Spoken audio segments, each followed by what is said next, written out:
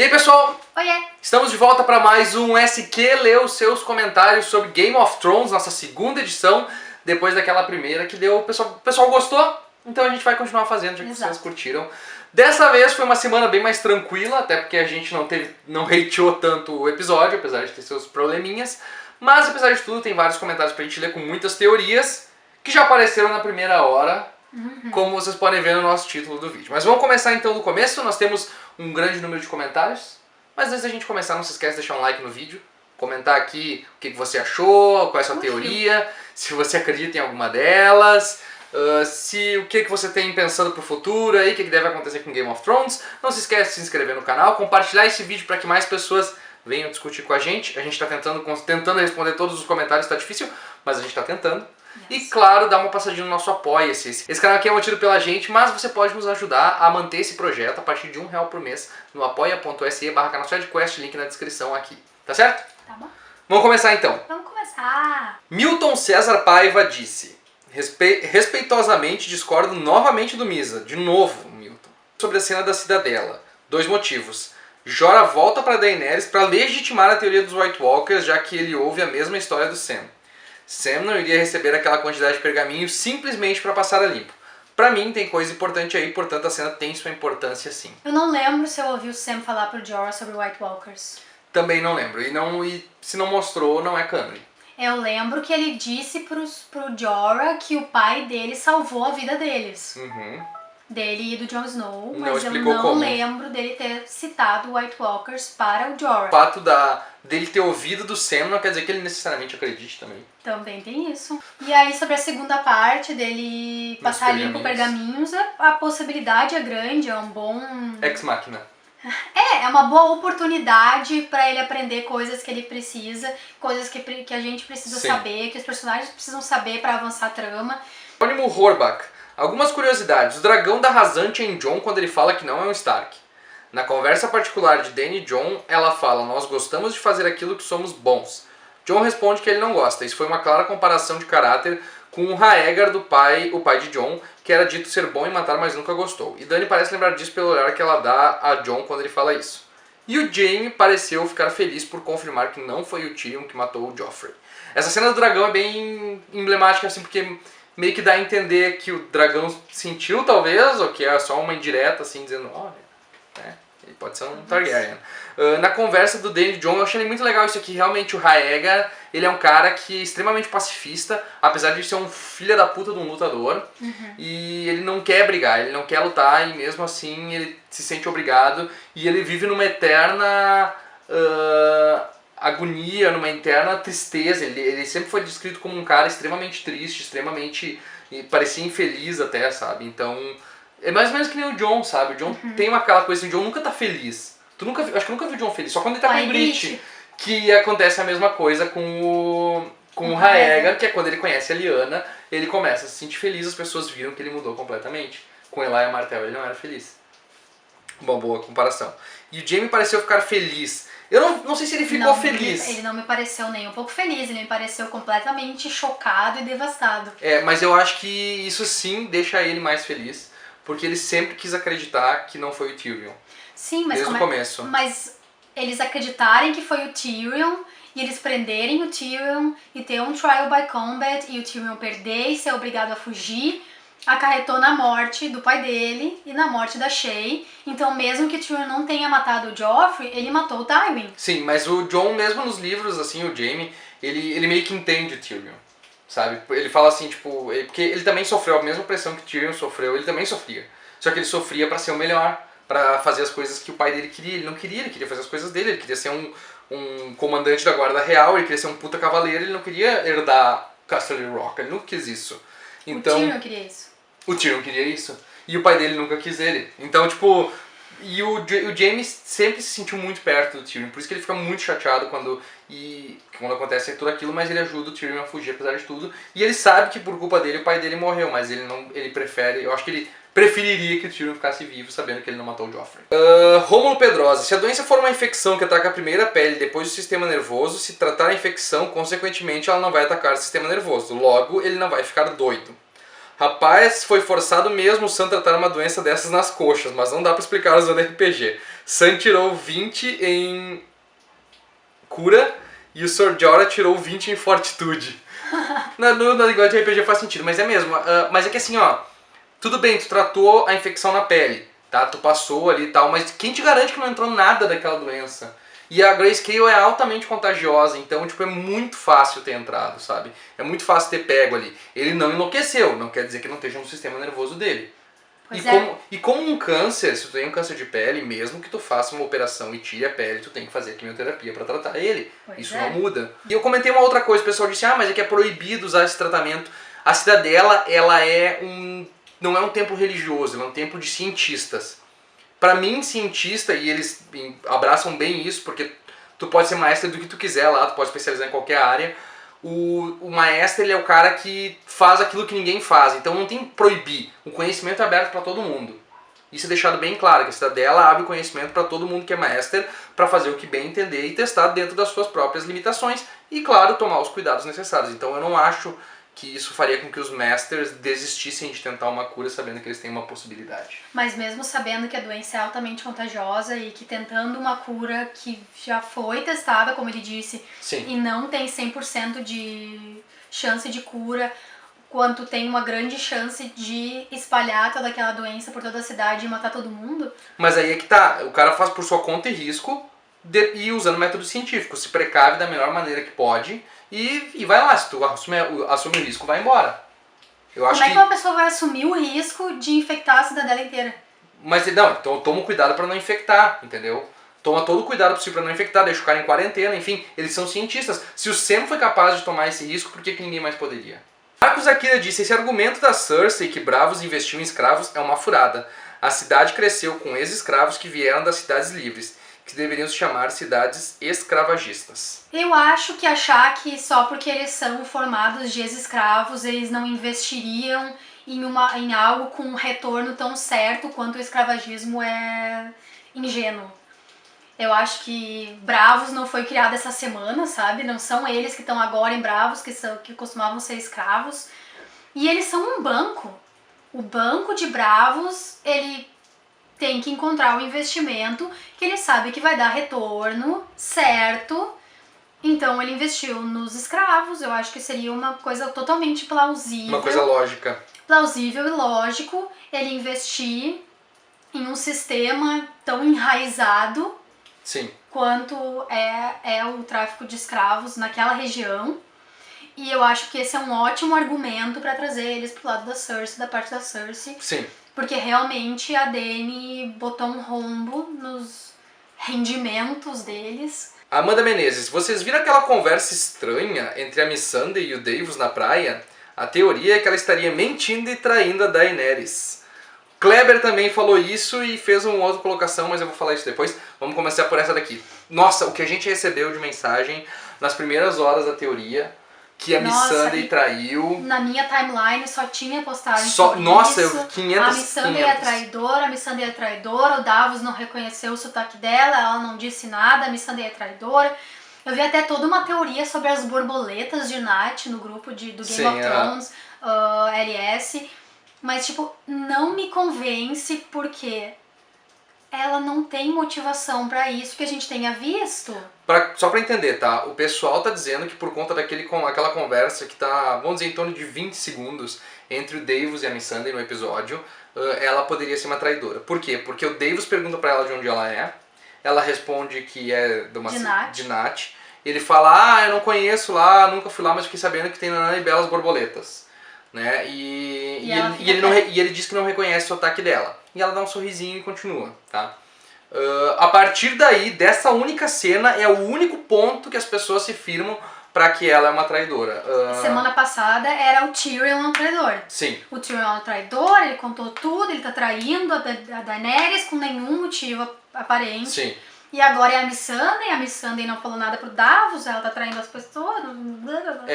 Eu particularmente, o que a Maria falou, não tem uma motivação pra Missandei ser uma traidora. Eu não vejo uma motivação. Mas ela era uma arpia de Meereen. Primeiro que a Missandei não era de Meereen, ela era de Astapor. E ela foi encontrada lá, ela era escrava. Primeiro que ela foi tirada de Nat super cedo, porque ela era como uma criança.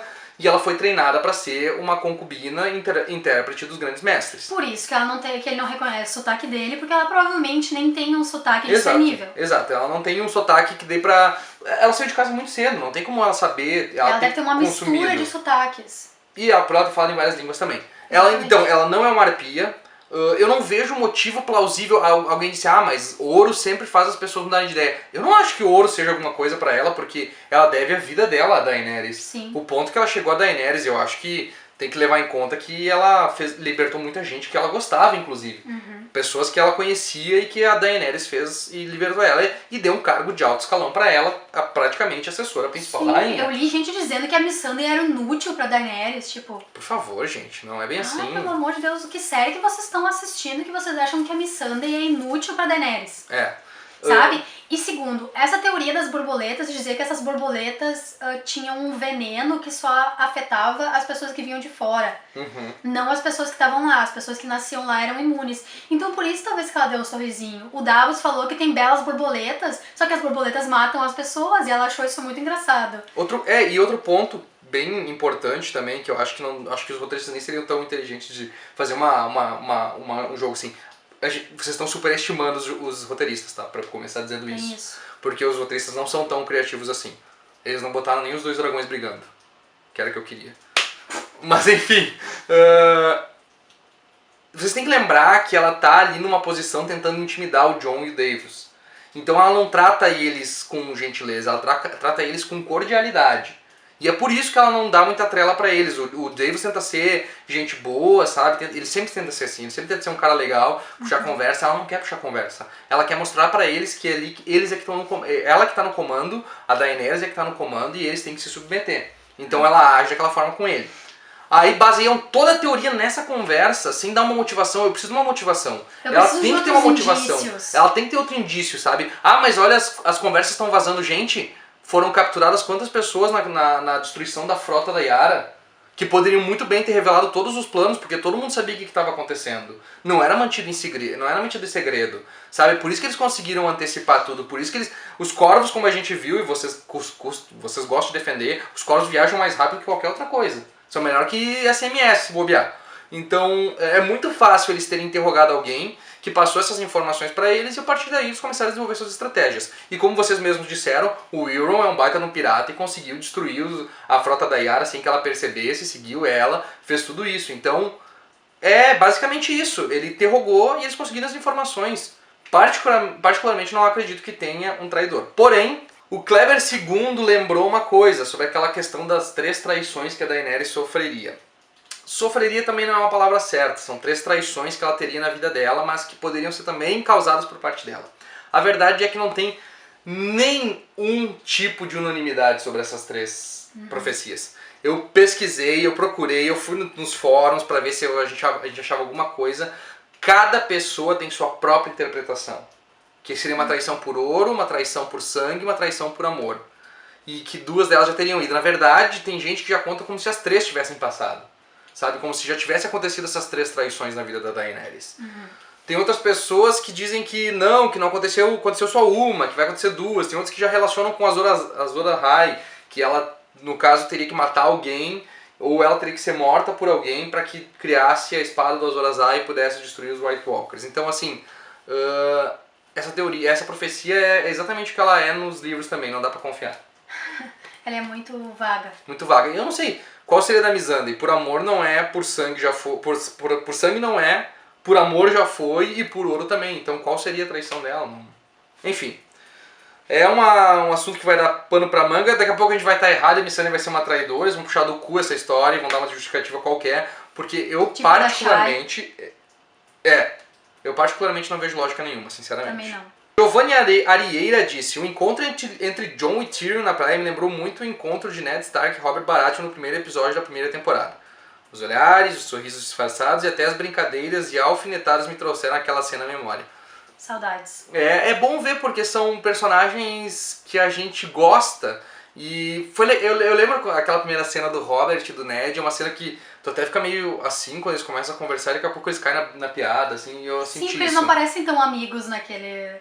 Não parece que eles que eles tomaram o reino juntos. Sim, é verdade. Sabe? Eles não parecem muito amigos. E não porque se viam há anos, né? O Ned parece muito desconfortável ao lado dele. É que eu acho que o Ned ele tá bem desconfortável porque o Robert nunca viu o Jon. Ele tá cagado que ele vai descobrir que é o Rhaegar, né? Então ele fica tipo... Ou que ele é a cara da Lyanna, né? Porque ele não tem nada de Targaryen. É verdade, mas ele fala que ele é a cara da Lyanna, né? Tipo, ele é muito parecido com a Lyanna, então... E também tem o fato de que os Lannister estão lá, né? A Cersei, o Joffrey, tudo isso. o Jaime. Enfim, é uma boa comparação, achei bem legal mesmo. KRA Carmo disse, se eu fosse o Jaime eu não contaria pra Cersei que foi a Olenna que matou o Joffrey. Nem eu. Porque ela vai dizer, por que você não trouxe essa vagabunda pra cá? Eu disse, que eu já tinha matado ela com veneno, que não fez nada com ela, desculpa. Eu acho que se ele revelar vai ser pra salvar a cabeça do Tyrion mesmo, na hora H pra salvar a cabeça do Tyrion. E eu acho que não vai adiantar e vai ser o estopim pra ele matar a Cersei.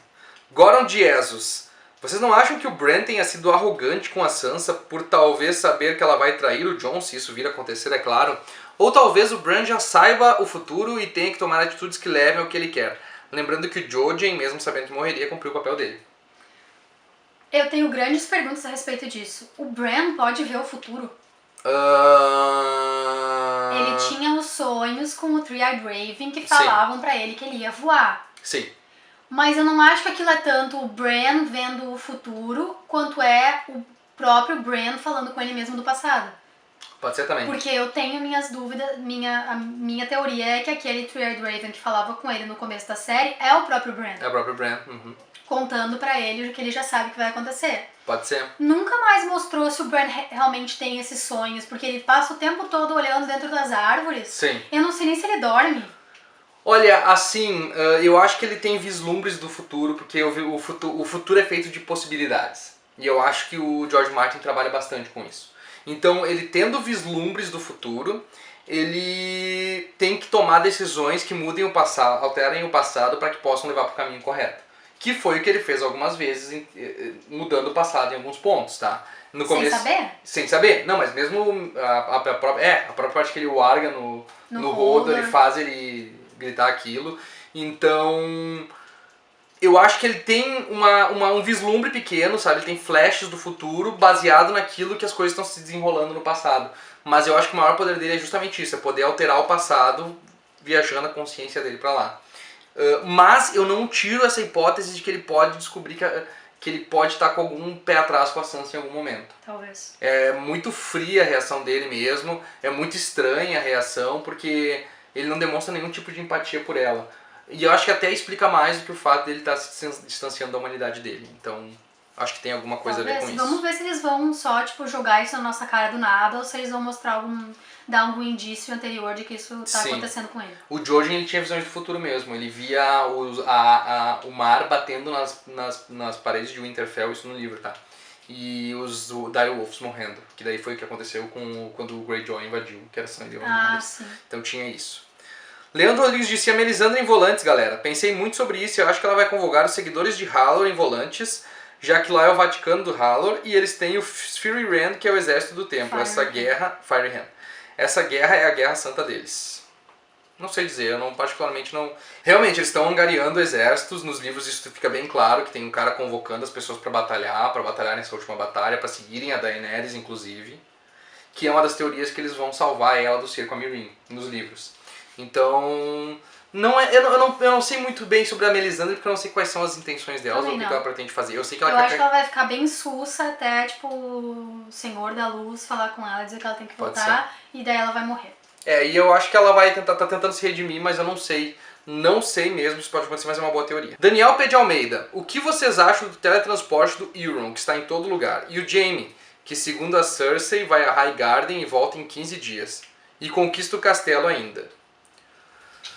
Olha, do teleporte do Euron a gente já falou na outra temporada, no outro episódio. Eu não sei se o Euron tá naquele ataque. Tem um navio bem grande lá, mas nada diz que é o Euron. E vamos lembrar o seguinte, tá? Eu pensei bastante nisso. Explicaria uma coisa eles terem chegado, porque o tempo que os Unsullied levariam para montar um cerco a Casterly Rock, e aí fazer aquele esquema de atacar eles para poder fazer aquele segundo ataque por baixo e pegar eles desprevenidos, E isso teria levado um bom tempo, não seria uma coisa rápida eles desembarcarem e formarem tudo isso. Acho que levaria 2, 3 dias até aí. Mas uma questão, aquela primeira parte do Tyrion falando que seria difícil, aquilo aconteceu realmente? Sim, acho que aconteceu, porque mostra eles atacando e ao mesmo tempo eles entrando por baixo e atacando também com um grupo menor. Que eles não conseguiriam entrar com muitos soldados por baixo. E aí eles abrem, e quando eles abrem o portão, os caras entram. Então, eu acho que na verdade era acontecendo e ao mesmo tempo acontecendo as outras coisas. Então, assim, levaria alguns dias. Se a frota do Euron deixasse ele lá e fosse atrás e fosse dar a volta, eu acho que eles conseguiriam chegar a tempo. Até porque eles são bem mais velozes e bem melhores navegadores que a frota dos Unsullied. Que não sabem batalhar também em água, tem isso. Do Jaime em Highgarden, tem duas coisas que explicam muito bem. Primeiro, tem uma estrada que liga Casterly Rock a Highgarden, nos mapas de Game of Thrones. E essa estrada ela é direta e ela não tem nenhum tipo de cidade no meio que poderia atrapalhar o trabalho deles. Sendo que o Jaime já saberia então que eles iriam ser atacados, então ele preparou, o exército já estava pronto e zarpou para lá. Chegando lá e tomando o castelo seria mais fácil porque eles teriam os vassalos de Highgarden que se submeteram. O Tarly, que é extremamente poderoso, tem um exército enorme e é extremamente fierce em batalha. E mais todos os outros vassalos, então faria mais sentido. Não sei quanto tempo levou o cerco e não sei como eles ganharam. Mas o exército Tyrell já não é grande coisa, em sentido, ele tem número, mas não é um exército forte. E nem tem tantos estrategistas assim para guiar eles. Então não é tão improvável que uma coisa dessas pudesse se suceder. Diego Santos Silva disse: sobre os acontecimentos ocorrerem de uma forma não tão lógica, eu acredito que a passagem de tempo está toda embaralhada na série. Mas isso ocorre em todas as temporadas, essa suspensão de realidade já ocorre. E para mim se torna irrelevante. Eu não acho relevante. Uma lógica seria que Euron, depois de atacar a frota Greyjoy, foi para Rochedo e de lá que ele foi para Porto Real encontrando Cersei. Mas como Mas a o série... Jaime tava lá. Não faz sentido. Ele é na ordem cronológica correta. Ali tá na ordem cronológica correta. Mas como a série queria deixar aquela cena pro final, eles inverteram. O que eu acho relevante criticar são os furos, como Sam curando Jorah e também os Lannister derrotarem facilmente os Tyrell. Sendo que todo mundo sabe que o cerco ao castelo não é tão simples, vídeo que foi mostrado na série com o Peixe Negro, irmão da Catelyn. Mas o peixe negro é o peixe negro, né? Primeiro que assim... E o castelo dos Tully também é bem mais difícil de penetrar do que o Highgarden, aparentemente. Mas a gente tá falando aqui dos teletransporte. Não faz sentido isso que tu disse. Não, essa linha do tempo tempo não... estava lá no momento em que o Euron chegou lá. Sim. E o momento que o Euron chegou lá foi logo depois dele pegar a Yara e a Ellaria. Exato. Ninguém em nenhum momento citou Casterly Rock, falou sobre 2 vitórias, nada. E como o Misa disse, aquele lá não é necessariamente o Euron. Talvez a armada dele também tivesse se dividido em 2, sim, como fez o da Daenerys. Mesmo, Daenerys se dividiu exatamente, em 2. Um foi pra Dorne e outro foi pra Castle Rock. E mesmo que seja o silêncio, eles podem muito bem ter deixado o Euron lá e vambora, segue o barco. Certeza. Uma coisa importante também é assim, nunca foi tão embaralhada as linhas temporais. Primeiro que assim, se tu tem um personagem que acontece uma coisa com ele em um certo momento da série, esse personagem, a próxima vez que tu vê ele, não vai ser o passado. Nunca foi assim, nunca mostrou isso. Vai aparecer ele de novo numa outra parte do tempo dele. Não vai ficar fazendo flashback porque já é muito complicado. E todos os outros personagens que a gente vê entre um ponto de vista e outro, a gente sabe que é uma linha temporal contínua porque a gente vê eles citando, eles fazendo referências a coisas que já aconteceram. Não é desse jeito que em um episódio só, no começo a pessoa tá em Bravos, no meio a pessoa tá em Winterfell e no fim a pessoa tá em King's Landing. Isso nunca acontece. Na verdade assim, já aconteceu de ter umas bizarrices temporais, tá? Sempre foi assim, não foi sempre assim. Até a terceira, quarta temporada as linhas temporais estavam bem unificadas. A partir da quinta que eles começaram a dar aquela desculpa, não, mas são linhas temporais diferentes, pra tentar explicar. E aí eles só se embananaram mais. Então assim, tem linhas temporais diferentes, ok, vamos dizer que tem. Eu não aceito muito essa teoria deles, porque eles não explicam bosta nenhuma disso aí. Mas eles nunca fizeram essa inversão, sabe? Uma cena final no começo e aí outra cena no futuro. Não é assim.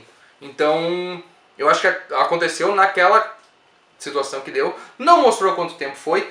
Outra coisa importante, eles não fizeram um cerco necessariamente Highgarden. Highgarden tinha um exército e como a gente viu, eles devem ter ido pra guerra. Os Tully não tinham, eles tinham um exército, mas eles se recolheram e ficaram lá, porque eles sabiam que eles podiam aguentar. Sim. Os Highgarden não, Highgarden achava que podia enfrentar eles, que tinham um exército suficiente. Mas os vassalos deles traíram eles, sabiam a situação da Campina, todas as fraquezas. Então era muito mais fácil pro Jaime, com os vassalos dos Tyrell, conseguir conquistar ali. Não sei quanto tempo levou, mas não foi tão rápido quanto parece. E não foi, como disseram no outro comentário, foi 15 dias, porque a Cersei disse que em 15 dias ela teria o ouro que o Banco de Bravos pediu. Ela disse a Fortnite, 15 dias. É estranho, isso é estranho. Vamos ver se vocês conseguiram tão rápido assim, não vai ser bem estranho mesmo. Paulo Lima, finalmente a série começou, realmente um dos melhores diálogos da série, queria saber se o Tyrion não fazia nem um pouco de ideia que os cofres de Casterly Rock estavam vazios. Todo esse fracasso foi pra Dany ter um pretexto pra atacar fogo em todo mundo. Pois é. Eu não sei se os cofres de Casterly Rock estavam vazios, porque os Lannister devem guardar esse dinheiro não em cofres, mas no banco provavelmente. Porque eles não falam dos cofres, eles falam que as minas esgotaram, né? Então as minas de ouro deles esgotaram, eles não têm mais ouro. O cofre eu não sei dizer. Mas sim, teve bons diálogos mesmo, a série voltou a fazer bonito essa temporada, esse episódio. E talvez o Tyrion não soubesse, mas não era esse o motivo pelo qual o Tyrion queria invadir Casterly Rock. Era um motivo totalmente emocional, não tinha nenhum... Eu acho que não tinha, assim, que o Tyrion diz pra Daenerys que isso é vantajoso dentro da guerra, estrategicamente vantajoso. Mas que no fundo é totalmente emocional. Pra ele, é o último fuck you pro pai dele, é ele tomar Casterly Rock. Sim, pode ser, que nunca foi tomada, né? E Spoils of War, que é o nosso próximo episódio, Casterly Rock ser um spoiler da guerra pro Tyrion e o Tyrion ser o novo Lorde de Casterly Rock. Também pode ser a questão de abalar o moral deles, né? Também talvez ele achou isso. Só que eles estão um pouco se ferrando pra Casterly Rock, coisa Sim. que ele não sabia, né? E outra coisa que a gente não falou sobre o porquê da Cersei ter aceitado a Ellaria como presente, apesar dela não oferecer nenhuma vantagem pra ela na guerra. A gente viu isso no fim do episódio, por quê? Ela já tava com todos os peões dela alinhados pra destruir todos os aliados da Dany, então ela não precisava que o Euron fizesse alguma coisa significante, só que ele desse um presente pra ela que fosse valioso. Muita gente questionou se mas o Jaime não é tão bom que nem o Tyrion tá sempre à frente deles. A gente esquece que durante essas temporadas o Jaime evoluiu muito como guerreiro e como estrategista e como comandante. Também, né? Ele se tornou um comandante da Guarda Real. E nos livros a gente consegue ver melhor isso, porque na série eles estão tratando o Jaime como um idiota. E na maior parte do tempo, como um babacão, fica lá... Oi, Cersei, eu te amo, Cersei. Tô fazendo piada aí porque eu como minha irmã. Mas assim, ele é um cara muito, muito inteligente. Ele faz coisas muito inteligentes. Ele consegue dissolver um cerco numa cidade sem matar uma pessoa só usando as palavras. Então, ele se torna um grande comandante, um grande estrategista. E a gente acaba não vendo muito disso, acaba não notando. E eu tava dizendo pra Maria, eu acho que ele vai se tornar também matador de dragões aí, mas vamos ver como é que isso vai suceder. Tô torcendo pra que ser Jaime, o Mão Dourada, o caçador de dragões. Eu entrei numa discussão esses dias no grupo porque as pessoas achavam que a Cersei e o Jaime não eram tão inteligentes quanto o Tyrion. Como se o fato dele ler livros fizesse ele ser mais inteligente do que os dois. Mas não, eles são os três igualmente inteligentes e a Cersei e o Jaime já mostraram, né? Que tipo... O Tyrion tá subestimando muito eles. Eles se acham mais inteligentes dos Lannister e não é bem assim. O Tywin também era bem mais inteligente também, então...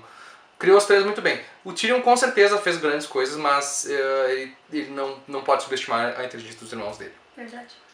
Rodrigo foi o nosso, acho que, único hate aqui, que deu um pouco. Que disse, foda-se, é bem assim, mas enfim... É uma excelente resposta para uma opinião da Maria, Misael. Você parece meio descontrolado. Fiel aos livros e não abre a cabeça para a adaptação da série. Se torna chato e difícil de assistir. Mas é que eu não disse foda-se pra Maria, eu disse foda-se pro episódio, que não fazia sentido a cena. Só isso, eu queria deixar isso bem claro. Ele é muito difícil de assistir. Eu me torno difícil de assistir. Ele é bem difícil de assistir. Não, mas eu não mandei foda-se pra Maria. Eu aceito todas as opiniões dela. Até porque se ele tivesse mandado foda-se pra mim, vocês saberiam. Porque eu ia estar puta. Eu não consigo esconder quando eu fico puta. Eu ia estar bem puta. Não, eu não falo. A gente tá discutindo a questão da série. A série faz umas cagadas às vezes que não dá pra perdoar. Não, mas o Misael nunca, menospreza a tua opinião? Menospreza a minha opinião, exatamente. Eu esqueci a palavra. Eu tava pensando undermine. Como é que é undermine em português? Undermine. Ele nunca menospreza a minha opinião. Aí, misaria Daniel. São as pessoas que assistem esses vídeos que não menosprezam a minha opinião. Como eu já disse no episódio anterior, parece que eu não existo às vezes, porque vocês só falam do que o Misa fala. É que eu sou polêmico. Vou começar a ser polêmica também. Então tá, gente, como sempre, não esquece de deixar um like nesse vídeo para que mais pessoas possam assistir e acompanhar as nossas reviews, acompanhar essas discussões com a gente sempre. Deixe seu comentário, o que você achou do vídeo, o que você achou do episódio, quais são suas teorias. Não esquece de na segunda-feira voltar para também comentar na review e a gente poder fazer isso novamente na próxima quarta-feira, com mais SQ lendo seus comentários sobre Game of Thrones. Se inscreve no canal para não perder os vídeos, você ativa aqui o sininho e você vai receber as notificações dos vídeos sempre mais cedo, vai conseguir ver eles logo que eles saem, poder comentar também, fica mais fácil da gente conversar. Entra no nosso grupo no Facebook, a gente tem ótimas discussões lá, tem muita gente que está entrando, está conversando, está postando, está interagindo, está bem legal. E obviamente, dá uma olhada no nosso apoia.se/canal SideQuest, você pode nos apoiar a partir de R$1 por mês e nos ajudar a fazer um conteúdo ainda melhor todas as semanas, tá certo? Até mais! Tchau, tchau!